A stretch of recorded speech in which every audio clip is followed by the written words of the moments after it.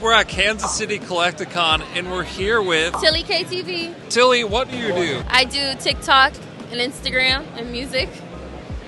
That's amazing. What's the most expensive card you can show us today? I got this Battle Festa Japanese Mew, and I got the Lily and Cosmog special box. What are they worth? This one's worth around like $4,000, and this one's around like $3,500 to $3,800. Have you ever been scammed? Yes, I have. How much were you scammed for? Like $600 on Facebook. What payment app did you use for the scam? Cash App. Cash App? Yeah, and they won't pay my money back. Did you go through Cash App support?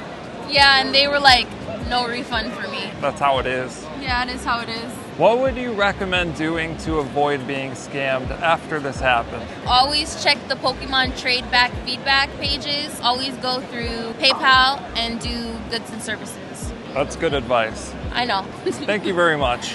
You're welcome. Have a wonderful convention. You too.